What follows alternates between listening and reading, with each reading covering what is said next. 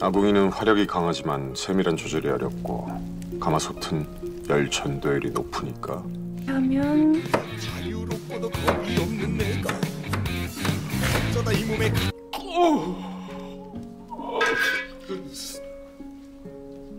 속상. Film ini dimulai dengan Bong, seorang chef muda berbakat dan termuda di Blue House, kediaman resmi Perdana Menteri Korea Selatan. Suatu malam, Bong menyiapkan hidangan ikan untuk duta besar Tiongkok yang sebenarnya sangat sensitif terhadap tulang ikan. Namun, saat duta besar tersebut mencoba hidangan, dia menemukan kail di dalamnya. Bong mendapatkan masalah besar.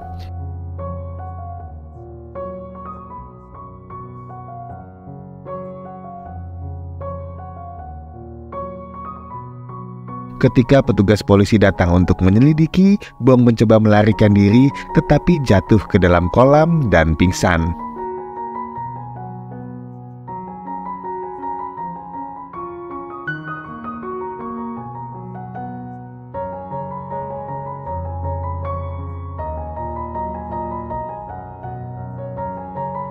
Ketika dia bangun, dia menemukan dirinya dalam tubuh seorang wanita. Dia merasa ada sesuatu yang salah dan segera menyadari bahwa dia telah melakukan perjalanan waktu ke Disnati Joseon pada tahun 1851.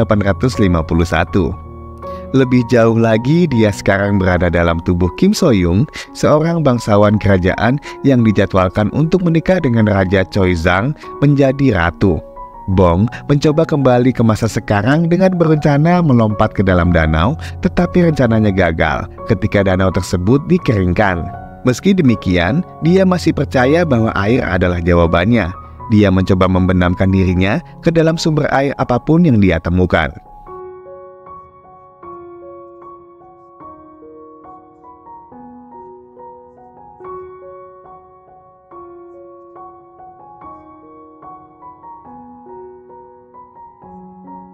Beberapa hari kemudian, hari pernikahan tiba. Bong yang sekarang menjadi ratu diundang ke kamar raja untuk tidur dengannya.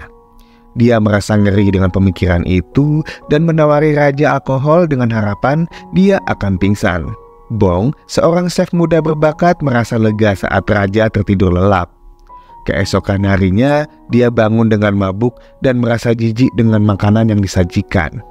Dia meminta koki kerajaan untuk memasak ramen, tetapi sang koki bingung dengan istilah tersebut dan mencoba membuat masakan berdasarkan instruksi dari Bong.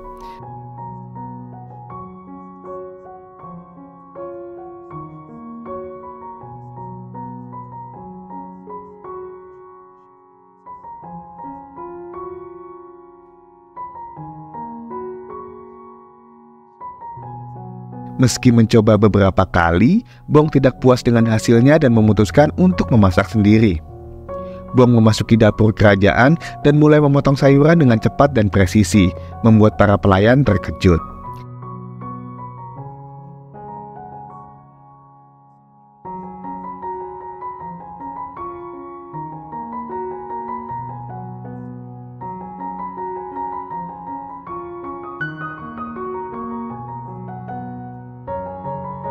Dia berhasil masak hidangan yang sempurna dan membawanya kembali ke kamarnya.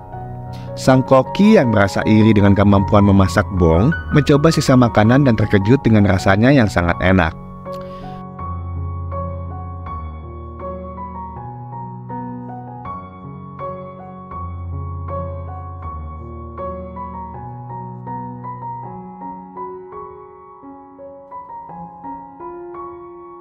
Bong menyadari bahwa dia bisa memenangkan hati keluarga kerajaan dengan keterampilan kulinernya. Namun, koki kerajaan menolak membiarkannya memeriksa makanan yang disajikan kepada Ratu Agung. Oleh karena itu, Bong menantangnya dalam kontes memasak cepat. Koki kerajaan awalnya mundur, tetapi akhirnya menerima tantangan setelah Bong menggodanya. Kontes memasak dimulai dengan kepala koki memotong seikat wortel dengan cepat. Namun, Bong yang sekarang sudah menjadi ratu, memotong mentimun dengan lebih cepat dan berhasil menyelesaikan hidangannya terlebih dahulu. Dia pun memenangkan kontes. Meski kepala koki berpendapat bahwa rasa adalah ujian akhir dari seorang koki, inspektur masakan kerajaan terpesona oleh masakan Bong dan menyatakan bahwa itu merupakan hidangan yang lebih baik.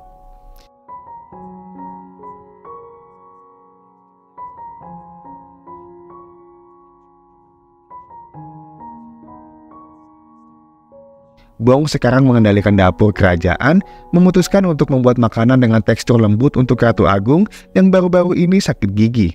Dia segera mulai membuat bubur kentang, menuangkan susu ke dalam panci dan menambahkan bahan-bahan yang tepat.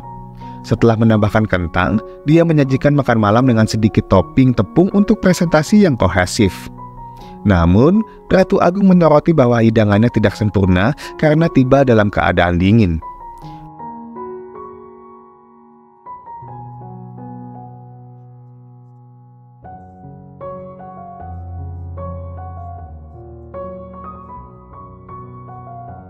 Bong merasa putus asa dan memutuskan untuk mencari alternatif guna mengantarkan makanan tersebut. Dia menemukan ide untuk membuat kereta pengantaran makanan khusus yang diisolasi dengan baik di semua sisi menggunakan kain.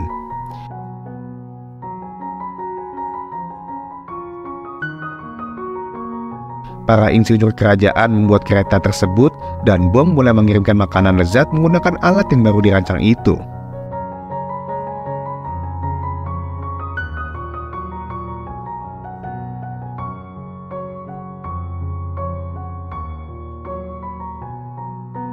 Beberapa hari kemudian, raja mengatur perjamuan besar dan mengundang delegasi dari seluruh negeri.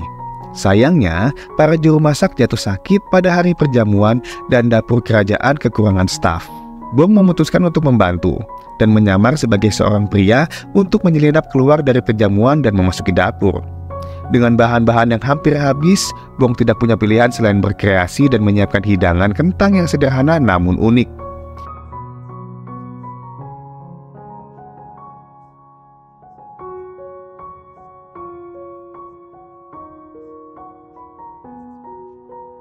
Meski para tamu awalnya tidak senang, mereka terpesona oleh makanan unik tersebut.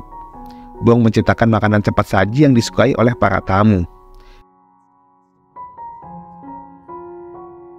Dia kemudian menciptakan hidangan penutup, jeli klasik dengan pesan khusus di tongkat yang diberi nama jeli keberuntungan. Meski ada beberapa masalah, perjamuan tersebut menjadi sukses besar berkat masakan Bong.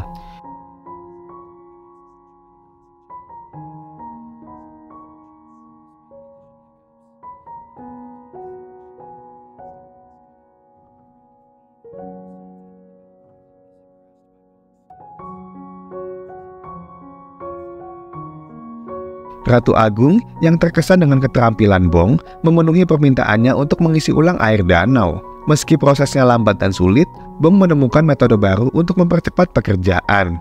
Dia meminta setiap pelayan untuk tetap berdiri di satu tempat dan hanya memindahkan ember dari satu orang ke orang lain. Akhirnya, danau berhasil dipenuhi oleh air.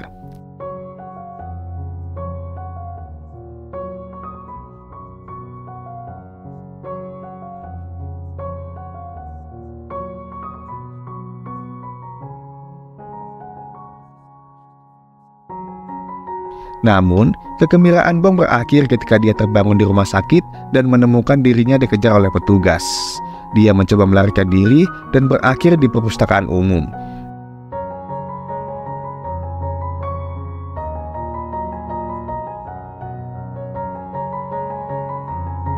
Di mana dia menemukan buku tentang dinasti Joseon dan menyadari bahwa dia sekarang menjadi bagian dari sejarah. Ketika petugas masuk ke perpustakaan, mereka menjelaskan bahwa mereka tidak berniat untuk menangkapnya, tetapi justru melindunginya. Hal ini karena Bong ternyata menjadi pelapor dan saksi kunci atas kasus pejabat tinggi yang korupsi. Film berakhir dengan Bong berdiri di jalan, menyampaikan pesan positif tentang bagaimana perubahan kecil di masa lalu dapat berdampak besar. Film pun berakhir. Jangan lupa subscribe ya. Terima kasih.